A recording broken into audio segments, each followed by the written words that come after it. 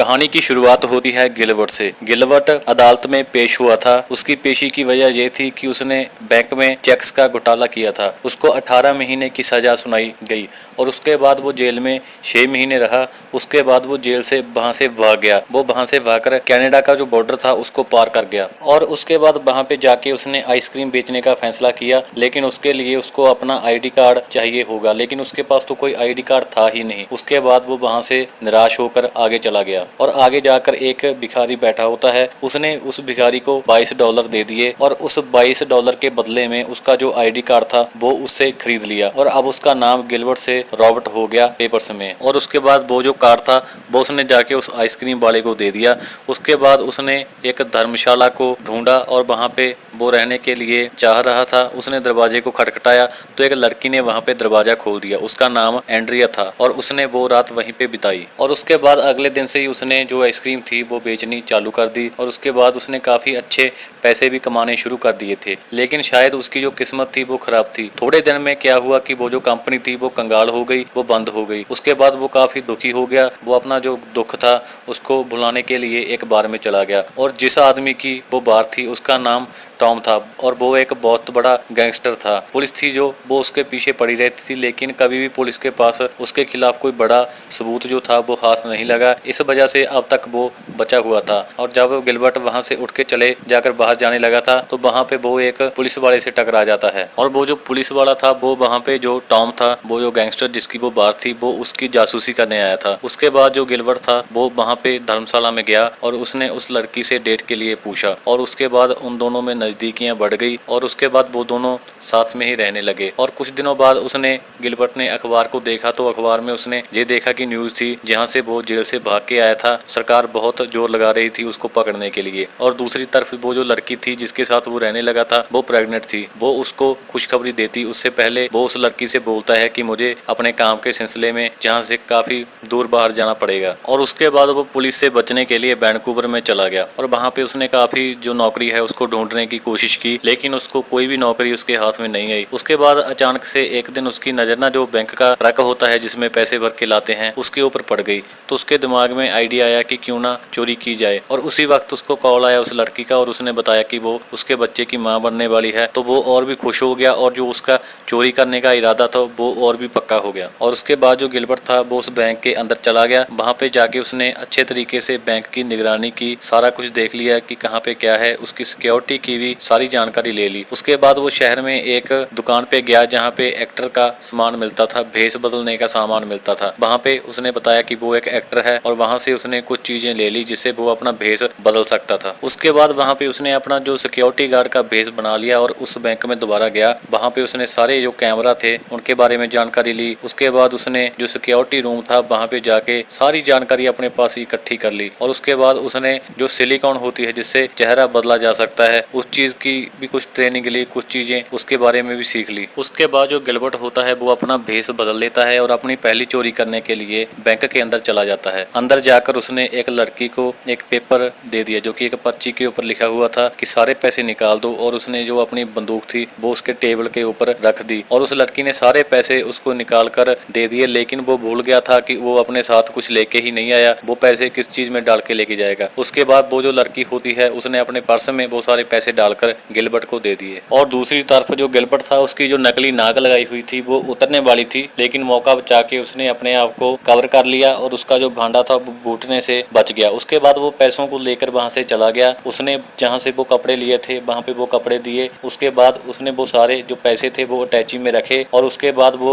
वहां से एयरपोर्ट पे चला गया और एयरपोर्ट पे जाके उसको एक नई मुसीबत का सामना करना पड़ा और वहां पे उसे लगा कि उसकी जो अटैची है उसकी एक्सरे होगी, वहां पे उसके जो वो पैसे हैं वो पकड़े जाएंगे। उसके बाद उसने कुछ पैसे अपनी पैंट में छुपा लिए, लेकिन जब वो दोबारा काउंटर पे पहुंचा तो उसको ये पता लगा कि जो डोमेस्टिक फ्लाइट होती है उसकी एक्सरे चेकिंग होती ही नहीं है। और उसके बाद वो वहां से फ्लाइट लेके अपनी जो वाइफ थी जिस लड़की के साथ वो रहता था एंड्रिया, उसके पास पहुंचा। वो अपने नए घर में चले गए जो घर उसने अभी नया खरीदा था और उसने उस लड़की को कुछ भी नहीं बताया अभी वो क्या करता है। उसने बोला कि वो अपनी जो फैमिली का बिजनेस है उसको संभालता है। और दूसरी तरफ जो वो पुलिस वाला था वो वहाँ पे पूरे जोरों शोरों से उस चोर को ढूंढने की कोशिश कर रहा था और उस गैंगस्टर के पीछे भी लगा हुआ था। और वो जो पुलिस वाला था वो अपने जो ऊपर के सीनियर थे उनसे परमिशन मांग रहा था कि मैं टॉम को गिरफ्तार करना चाहता हूँ, लेकिन वो बोलते हैं कि जब हमारे पास कोई सबूत ही नहीं है तो हम उसे गिरफ्तार अभी नहीं कर सकते, तो उसको और छानबीन करनी पड़ेगी उसको गिरफ्तार करने के लिए। और दूसरी तरफ जो गिलबर्ट था उसको और भी बड़ी चोरियां करने के लिए और भी पैसों की जरूरत थी। और उसके बाद वो उस गैंगस्टर टॉमी के पास गया और उसने बोला कि मैं उस सामने वाली बैंक में 3 मिनट के अंदर चोरी कर बाहर आऊंगा, अगर मैं आ गया तो आप मुझे $10,000 का लोन देंगे जो कि मैं 5 महीने में चुका दूंगा। जो टॉम था वो राजी हो गया और उसके बाद जो गिलबर्ट होता है वो बैंक के अंदर गया, भेष बदला और वो 3 मिनट के अंदर जो पीछे वाला रास्ता होता है वहां से अंदर आ गया। और जो टॉमी था वो हैरान भी था और खुश भी था। और उसके बाद जो गिलबर्ट था वो ऐसे ही बहुत ज्यादा तादाद में बड़ी बड़ी चोरियां करने लगा। वो ऐसे ही करता था, वो चोरी करता था और जो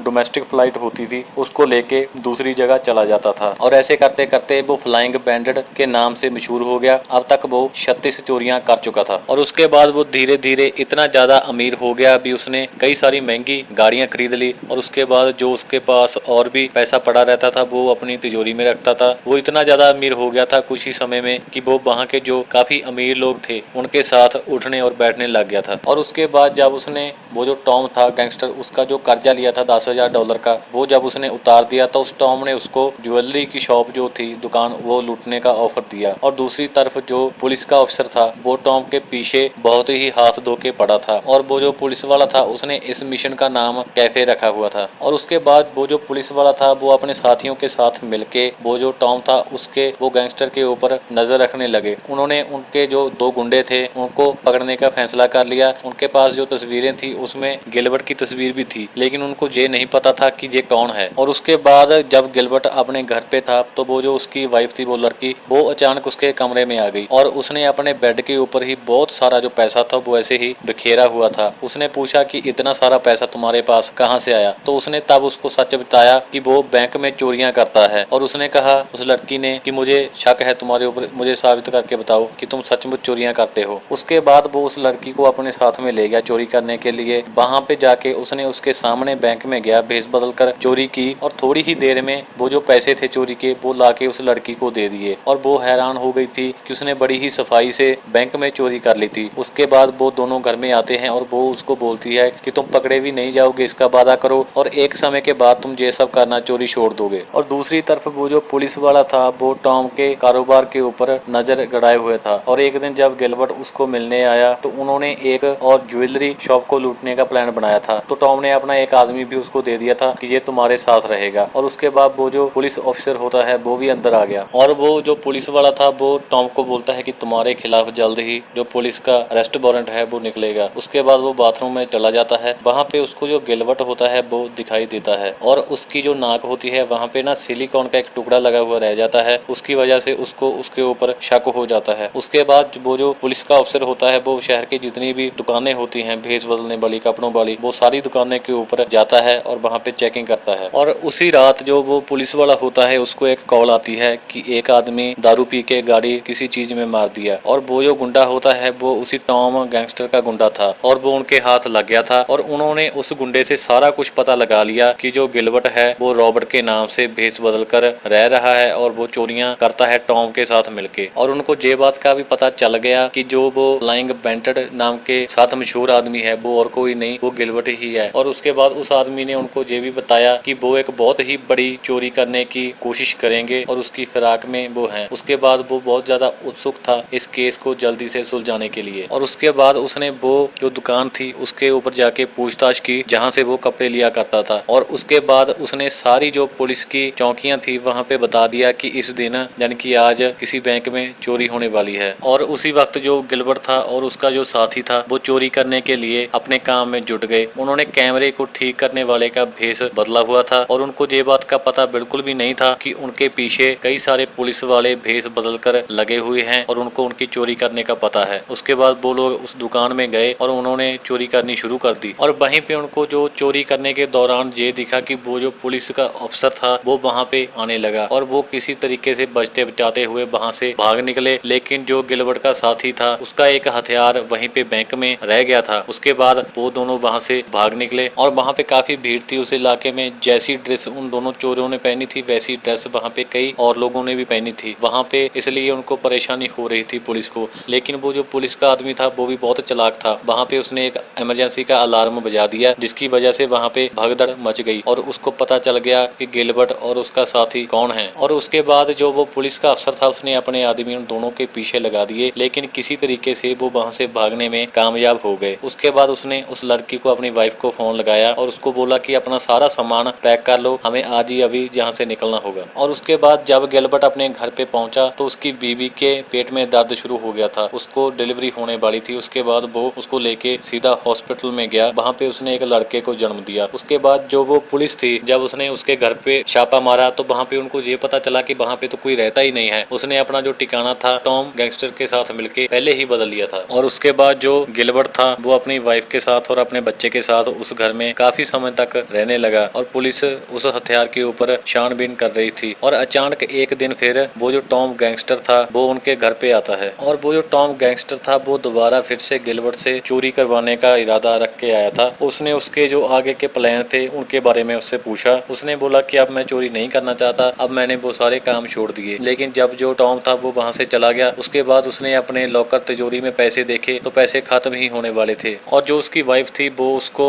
चोरी करने देना अब नहीं चाहती थी। लेकिन जब वो सो रही थी तो उसने एक खत लिखा, एक चिट्ठी लिख के उसके पास रख के आप चोरी करने के लिए दूसरी जगह वो टॉम के साथ मिलके निकल गया। और उसके बाद सुबह उस लड़की को, उसकी वाइफ को उस पुलिस अफसर का फोन आता है और वो गिलबर्ट का पता पूछता है। उसने बोला कि वो यहाँ पे नहीं है। उसके बाद वो जो पुलिस का अफसर था उसने सारे एयरपोर्ट की जो फ्लाइट होती हैं उन सब में छानबीन की, लेकिन उनके हाथ कुछ भी नहीं लगा। उसके बाद अचानक अखबार में उसकी नजर एक ऐड के ऊपर जाती है जो कि उनकी निगाह से बच गई थी। उसके बाद वो जल्दी से उस एयरलाइंस के ऊपर जाने लगते हैं और दूसरी तरफ जो गिलबर्ट था वो अपने होटल के रूम में चोरी की तैयारी कर रहा था। और उसके बाद उसको उसकी वाइफ का कॉल आ गया। उसने उसको झूठ बोल दिया और उसको 5 बजे की फ्लाइट के ऊपर आने के लिए बोल दिया। और उसके बाद उसने पहले की तरह अपने भेष को बदला और उसने बैंक में चोरी कर ली। वहाँ पे उसके जैसे सूट में बहुत सारे आदमी थे, इस वजह से वो वहाँ से निकलने में किसी तरीके से कामयाब हो गया और वो वहाँ से बच के निकल गया। और उसके बाद बाहर निकल के उसने टैक्सी को बुलाना चाहा, लेकिन वहाँ पे कोई भी टैक्सी थी ही नहीं, क्योंकि जो पुलिस थी उसने वहाँ के एरिया की सारी जो टैक्सीज थी उनको वहाँ से मूव कर दिया था पहले ही। उसके बाद उसकी नजर एक वहाँ पे ऑन सेल कार के ऊपर पड़ी और वो ऑन द स्पॉट उस कार को खरीद कर वहाँ पे उसमें बैठ के निकल गया। उसके बाद पुलिस अफसर ने बैंक में जाके गिलबर्ट की जन की रॉबर्ट, उसका जो नकली नाम था, उसकी तस्वीर बैंक में दिखाई और वहाँ पे एक पुलिस अफसर ने उसको पहचान लिया और बोला कि ये आदमी को मैंने एक कार में जाते हुए देखा है। तब तक वो एयरपोर्ट के ऊपर पहुंच चुका था और उसकी जो चोरी की खबर थी और उसके नाम की खबर भी एयरपोर्ट के ऊपर पहुंच चुकी थी। और उसके बाद जो वो पुलिस के अफसर थे उन्होंने उस फ्लाइट के डिपार्टमेंट थे उनको कॉल कर दिया, लेकिन उन्होंने बोला कि हम उसको रंगे हाथ उतरते हुए फ्लाइट से तब पकड़ेंगे। और वो अपना चॉपर लेके, अपना हेलीकॉप्टर लेके उस फ्लाइट के आगे, यानी कि उसको पकड़ने के लिए उसके आगे चले गए। और जब वो फ्लाइट लैंड होती है, गिलबर्ट उस फ्लाइट के ऊपर से नीचे उतरता है और वो जो लड़की होती है अपने बच्चे के साथ उसको मिलती है। तभी चारों तरफ से जो पुलिस है वो उसको घेर लेती है और उसको पकड़ लेती है। और फिर उसको पकड़ने के बाद वो जो पुलिस का अफसर था उसने उससे पूछताछ की और वो जो लड़की उसकी वाइफ थी एंड्रिया, वो भी बहुत गुस्से में थी क्योंकि उसने उससे झूठ बोला था कि वो अब चोरी कभी नहीं करेगा, लेकिन उसने चोरी की। और उसके बाद जब उस लड़की को ये पता चला कि वो तो उसका जो असली नाम है वो भी नहीं जानती, तो उसके बाद उसने उससे तलाक ले लिया। उसके बाद वो जो गैंगस्टर टॉम था वो जेल में उसको मिलने आया और उसने बताया कि उसने ही उसे पकड़वाया और पुलिस में उसके खिलाफ उसने ही गवाही। और उसके बाद जो